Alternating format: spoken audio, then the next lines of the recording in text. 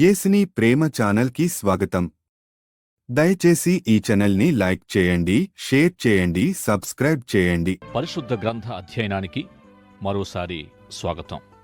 ఈ మన ధ్యానాంశాలు బైబిల్ గ్రంథ సంపూర్ణ పరిశీలన నిమిత్తమై ఉద్దేశించబడ్డాయి. ఈ పరిశీలనలో మనము యోబు గ్రంథానికి చేరుకున్నాం. గత పాఠములో యోబు శ్రమానుభవాన్ని 3 క్లుప్తమైన అంశాలుగా ధ్యానించాం. మొదటిగా యోబు గ్రంథ వృత్తాంత సందర్భము, రెండవది పంచుకొనడం, యోబు స్నేహితులు తమ మిత్రుని అనుభవములో పాలు పంచుకోవడానికి వచ్చారు.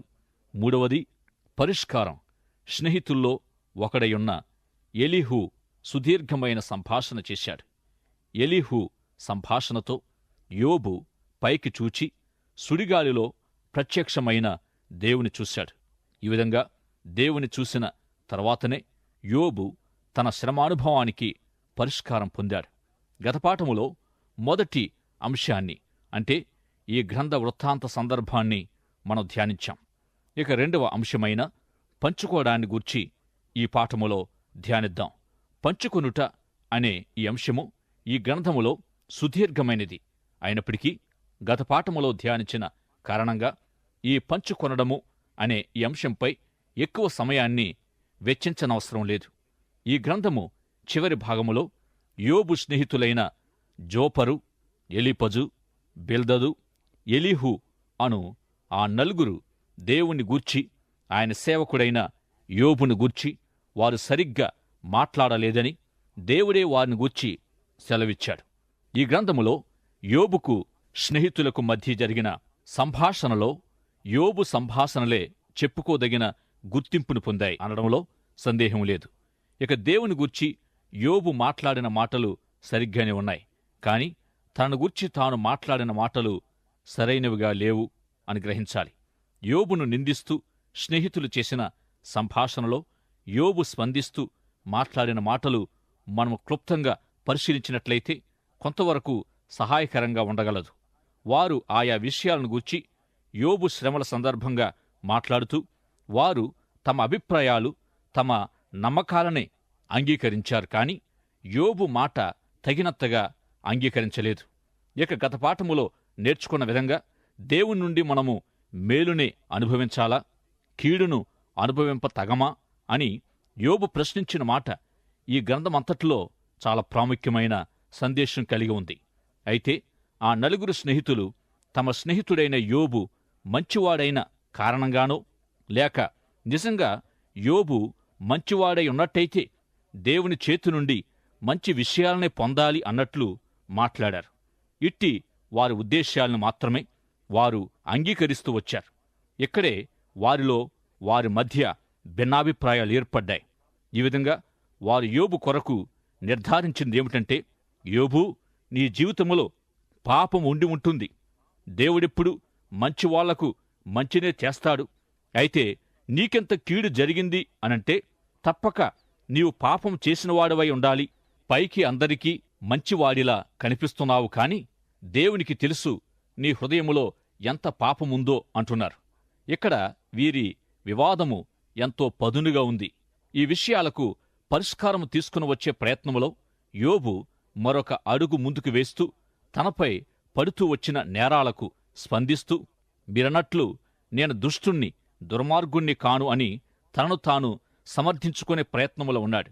యోబు తాను దుర్నీతి పరుడను కాను అంటూ తాను ఎలా అయితే అంతవరకు జీవించాడో అట్టి జీవితమంతా సరైనదే అని తెలియజేస్తూ వచ్చాడు.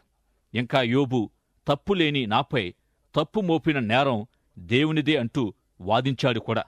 వెంటనే అతని స్నేహితులు సర్వశక్తుడు దుష్కార్యము చేయుట అసంభవమని, నీవే అనీతిమంతుడువని వారు వాదించారు. ఇంకా దుష్టులు తమ దుష్టత్వముతో కీడును తెచ్చుకుంటారు, మంచివారు తమ మంచితనాన్ని బట్టి దేవుని నుండి మంచిని పొందుతారు. ఇది స్నేహితుల తర్కం. అయితే వారి సంభాషణలు సరైనవి కావని దేవుడి వారికి ముగింపులో చెప్పాడు.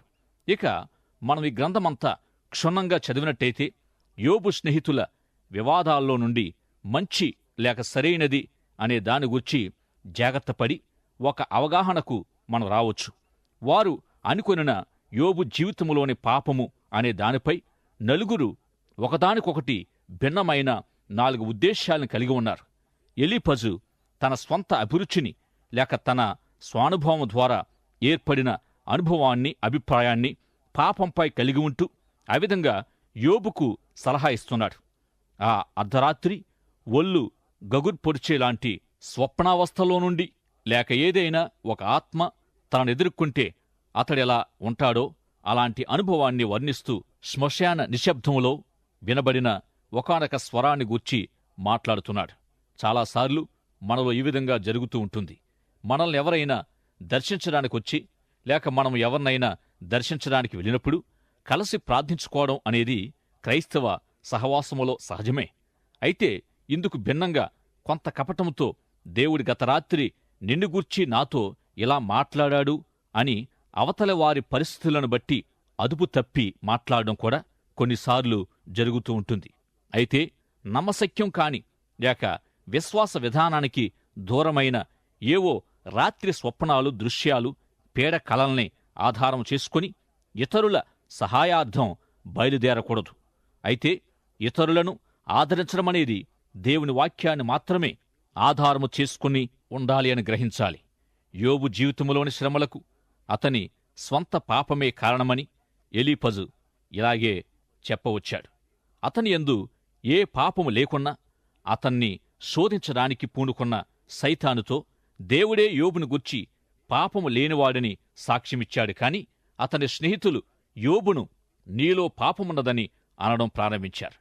మరొక స్నేహితుడైన బెల్దదు యోబు తన 10 మంది పిల్లలతో పాటు సమస్తాన్ని కోల్పోవడం చూస్తే వారి బ్రతుకుల్లోనైనా లేక నీ బ్రతుకుల్లోనైనా సరే పాపం ఉండి తీరాలి అని అట్టి పాపిష్టి బిడ్డలకి తండ్రివి నీవు అంటున్నాడు.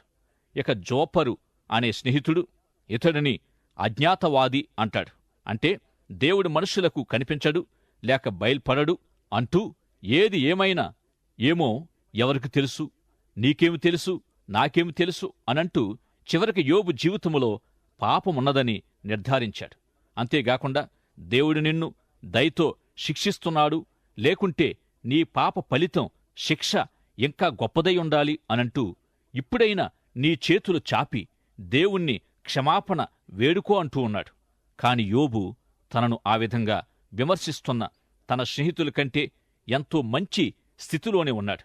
యోబు సరైన ప్రశ్నలు తనలో తాను కలిగి ఉన్నాడు. సరైన తన ప్రశ్నలకు సరైన జవాబులనే పొందాడు. తాను పొందిన సరైన దేవుని జవాబులను విశ్వసించాడు.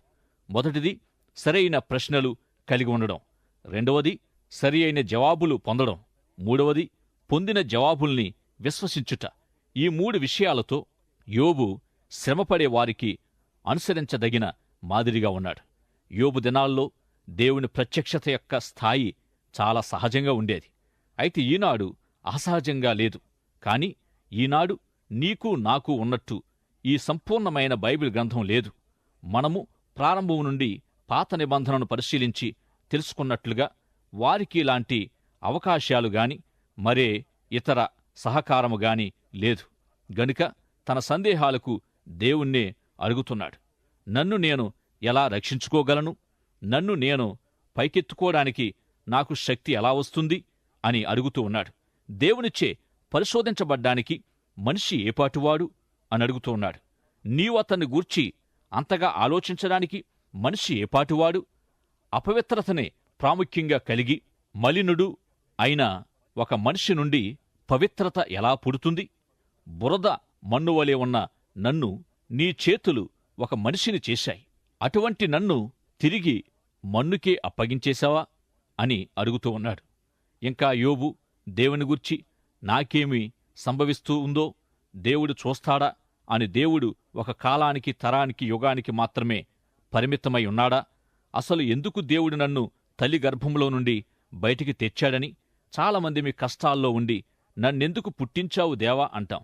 ఇంకా గొప్ప ప్రశ్న, ఒక మనిషి మరణించి సమాధికి చేరగా అతని ఆత్మ ఎక్కడికెళుతుంది? ఇన్ని ప్రశ్నలు యోబు అడుగుతూ ఉన్నాడు. మనిషి మరణించి నేల క్రింద దిగువకు నెట్ట నిలువుగా పండబెట్టబడి శిథిలమయ్యాక మళ్లీ బతుకుతాడా? మరొక ప్రశ్న. ఈ పరిస్థితుల్లో నాకు మిగిలిన నిరీక్షణ సమాధి ఒక్కటే అంటూ హృదయ లోతుల్లో నుండి అయ్యో దేవునికి నాకు మధ్య నిలువదగిన మధ్యవర్తిత్వం చేయదగిన ఒక వ్యక్తి ఎవరైనా ఉంటే బాగుండును అంటున్నాడు. ఒక న్యాయాధిపతి లేక నా తరపు వాదించే వ్యక్తి ఒకడుంటే నాకు చాలు అంటున్నాడు. నన్ను దేవుణ్ణి కలపగలిగిన, నాకు దేవునికి సంధి చేయగల వ్యక్తి ఒకరుంటే చాలు అని అంటున్నాడు. ఇంతగా బాధపడిన యోబు గొప్ప నిశ్చయతతో నా విమోచకుడు సజీవుడని నేనెరుగుదును, ఆయన ఈ భూమి మీద ఒకానొక దినాన్న నిలుస్తాడు. నా శరీరము క్షీణించిపోయినా, పురుగులు తినివేసినా సరే, నా కండ్లతో నేనాయన్ను చూస్తానంటున్నాడు. బైబిలులో ఒక మంచి వాక్యము నాకిప్పుడు గుర్తుకొస్తుంది. ఆ విధంగా యోబు దేవుణ్ణి అరుగుచూ ఉన్నాడు, వెదకుచూ ఉన్నాడు, తట్టుచూ ఉన్నాడు. యేసు ప్రభు తన శిష్యులకు చెప్పారు, అరుగుడి మీకివ్వబడును, వెదకుడి దొరకును, తట్టుడి తీయబడును. యోబు శ్రమానుభవము అతనిని ఎడతెగక అడగడానికి, ఎడతెగక దేవుణ్ణి వెదకడానికి, ఎడతెగక తట్టడానికి నడిపించింది. పట్టుదలతో అడిగి వెదకి తట్టినప్పుడు వాటి వెనుకనున్న వాగ్దానాలు మన జీవితాల్లో నెరవేరతాయి. ఈ విధంగా ప్రార్థించిన మనిషి యొక్క రక్షణ కొరకైన ప్రశ్నలకు విమోచకుని గూర్చిన సమాచారాన్ని, రక్షణ సువార్తను దేవుడి వాక్యములో తెలియజేశాడు. అయితే ఎక్కడ ఆయనను కనుగొనగలము అనే ప్రశ్నకు ప్రభు వచ్చుచున్నాడు అనేదే పాత నిబంధనలో ప్రభును గూర్చి ఇవ్వబడిన సమాధానమై ఉంది. ఇక 6 అధ్యాయాల్లోని బిల్దదు సంభాషణకు సమాధానంగా యోబు మాట్లాడిన మాటలతో స్నేహితులు మాట్లాడడం చాలించారు. యోబు కూడా చాలించాడు. వారలా గుండ్రంగా కూర్చున్నప్పుడు వారందరిలో చిన్నవాడైన ఎలీహు తన వయస్సును జ్ఞాపకం చేసుకుంటూ, మీరంతా పెద్దలు అని సంబోధిస్తూ, జ్ఞానానికి పెద్ద లేక చిన్న తారతమ్యాలు లేవని తెలియజేస్తూ వచ్చాడు. ఇంకా ఎలీహు మాట్లాడుతుండగా యోబు పైకి చూచి సుడిగాలిలో ప్రత్యక్షమవుతూ వస్తున్న దేవుణ్ణి కండ్లారా చూశాడు. తన స్నేహితులతో మాట్లాడినట్టు నీతిమంతుడను అని అనకుండా వ్యర్థుడను అని అంగీకరించాడు. కావున నన్ను నేను అసహించుకొని ధూళిలోనూ బూడిదలోనూ పడి పశ్చాత్తాపపడుచున్నాను అని తెలియజేశాడు. 42వ అధ్యాయము 6వ వచనములో పరిశుద్ధాత్మచే నింపబడిన యవనస్థుడైన ఎలీహు వారి వివాదానికి పరిష్కారము తెచ్చాడు. శ్రమలో పడి ఉన్న యోబుకు ఏదైనా పరిష్కారము తేవాలని ఎలీహు ఆశించాడు. దేవుని దూషించి జీవితాన్ని చాలించమని సలహా ఇచ్చిన తన భార్యకు యోబు ఒక ప్రశ్న వేశాడు. దేవుని చేతి నుండి మనము మేలేగాని కీడును అనుభవింపరాదా అని ప్రశ్నించిన దానికి ఎలీహు సమాధానము చెప్పాడని గత పాఠములో మనం విన్నాం. ఒక మనిషి మంచివాడైనంత మాత్రాన అట్టివాడు మంచినే పొందాలా అని అడిగిన సందర్భాన్ని ఒకసారి వెనక్కు చూద్దాం. యోబుకు విరోధంగా సైతాను దేవుని ఎదుట నేరస్థాపన చేస్తూ వచ్చాడు. అంటే యోబు యొక్క భక్తి జీవితంపై దెబ్బ కొట్టడానికి పూనుకున్నాడు.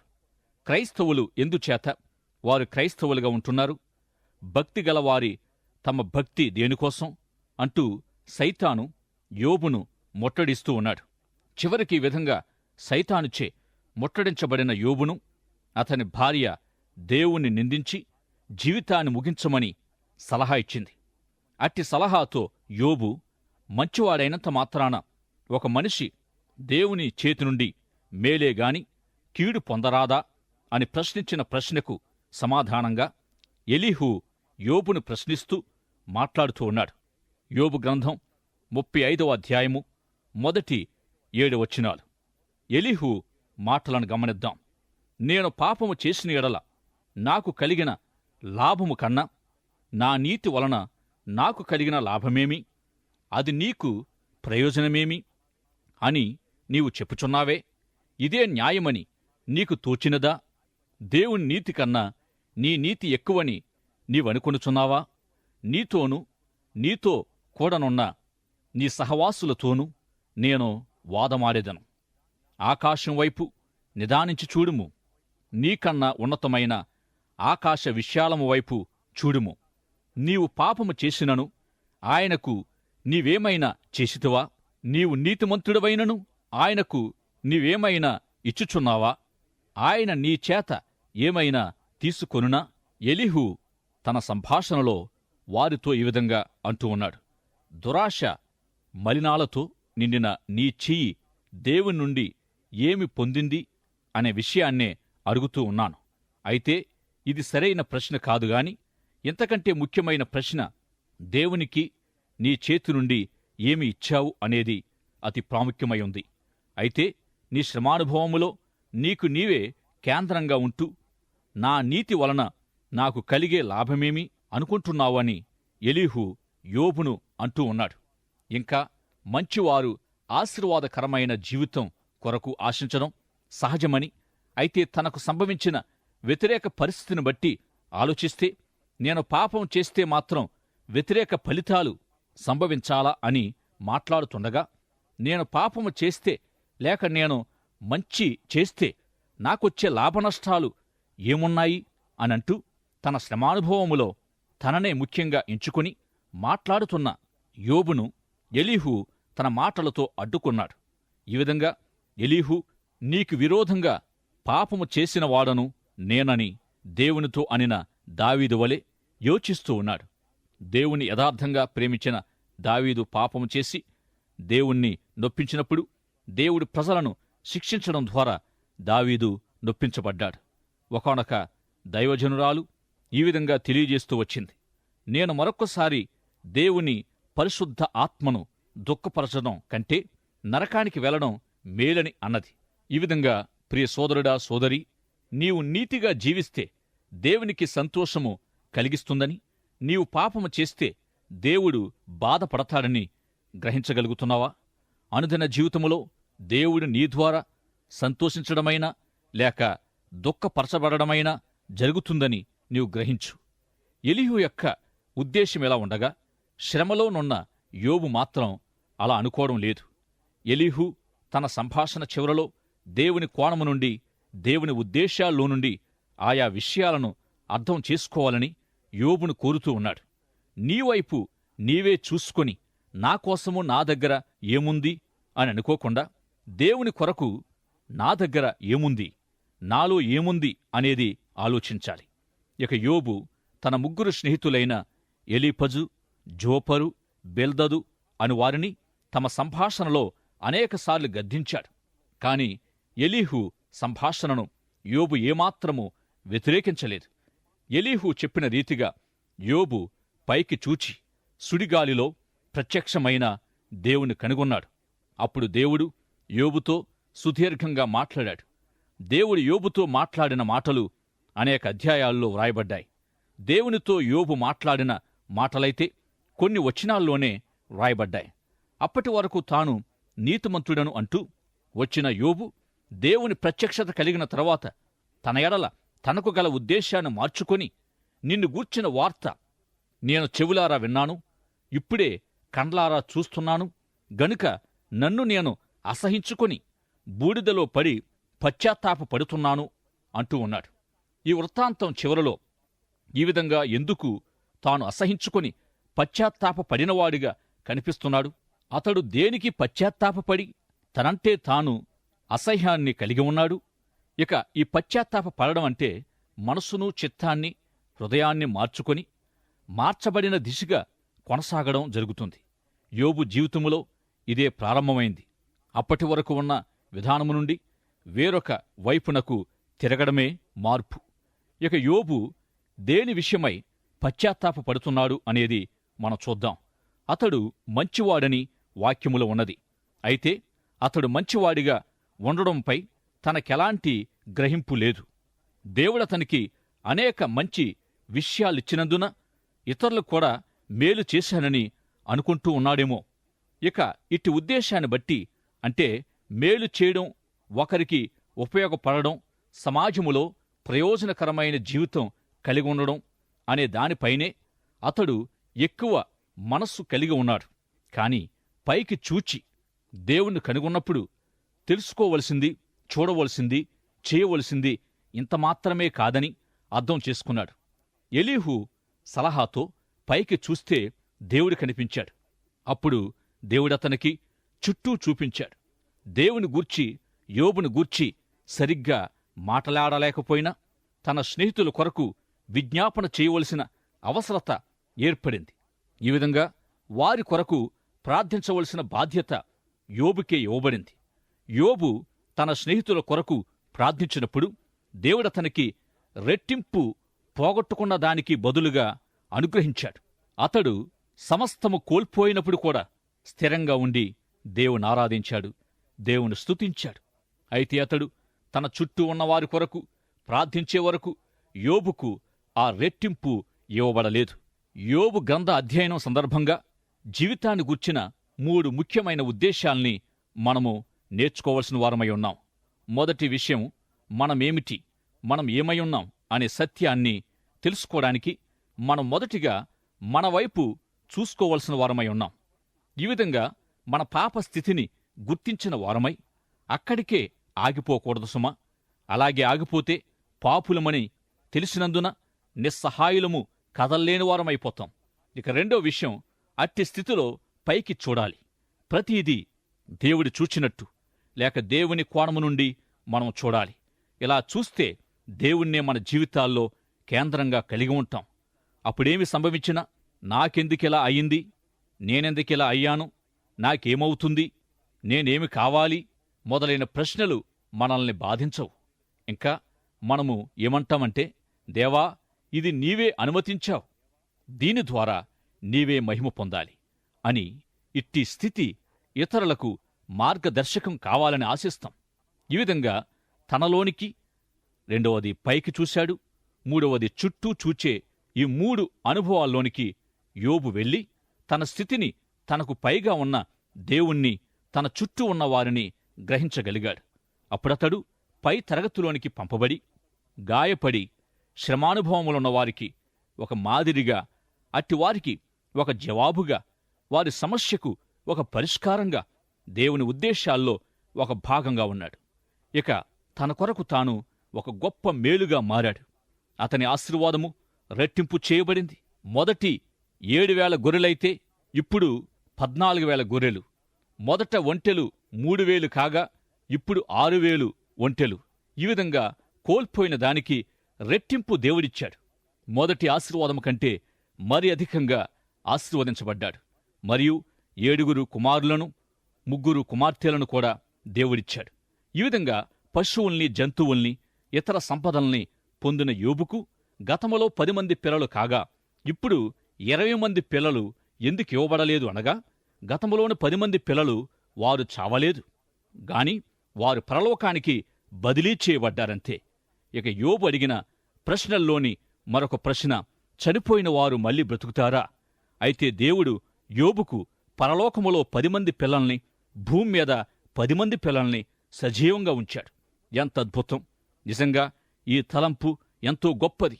ఈ విధంగా యోబు తన మట్టుకు తాను నీతిమంతుడను అనే స్థితి నుండి పరిశోధించి, అతడు పైకి చుట్టూ చూచే వరకు పరీక్షించి అత్యధికంగా ఆశీర్వదించాడు దేవుడు. కాలము నిండిన బహువృద్ధుడిగా యోబు మరణించాడు. పౌలైతే తన విశ్వాస అనుభవములో, ప్రభువా, నీ దగ్గర నాకేముంది అనలేదు గాని, నేనేమి చెయ్యాలి లేక నీ కొరకు నా దగ్గరేముంది అనేవి అడిగాడు. ఇది విశ్వాసములో పరిణతి చెందిన అనుభవం. ఇట్టి అనుభవం నుండి, ప్రభువా, నీకోసము నేనేం చేయగలను అని మనం చెప్పగలం. ఇక విశ్వాసికి సంభవించే శ్రమానుభవం కూడా ఆత్మీయ అభివృద్ధికే అని మనం తెలుసుకోవాలి. ఈ విధంగా నీవు, నేను శ్రమపడేదాని వెనుక నుండే దేవుని ముఖ్య ఉద్దేశమేమిటంటే, మనము మనలోనికి చూసుకొని, ఇక 2 పైకి అనగా దేవుని వైపు చూచి, ఇక 3 నీ చుట్టూ ఉన్న ప్రపంచాన్ని చూచినట్టయితే ఆత్మీయ జీవితములో అభివృద్ధిని, దేవుని ప్రత్యక్షతను మనం పొంది, నీ చుట్టూనున్న సమాజం యొక్క అవసరతను కూడా చూసి అనేకులకు మార్గదర్శకంగా మనము జీవించగలం. అనేకులకు ఆశీర్వాదకరంగా మనము జీవించగలం. అటువంటి కృప ప్రభు ప్రియ శ్రోతలైన మీకు దయచేయునుగాక. దేవుడు మిమ్ములను మిక్కిలిగా దీవించి ఆశీర్వదించునుగాక. ఆమెన్. దయచేసి ఈ ఛానల్ని లైక్ చేయండి, షేర్ చేయండి, సబ్స్క్రైబ్ చేయండి.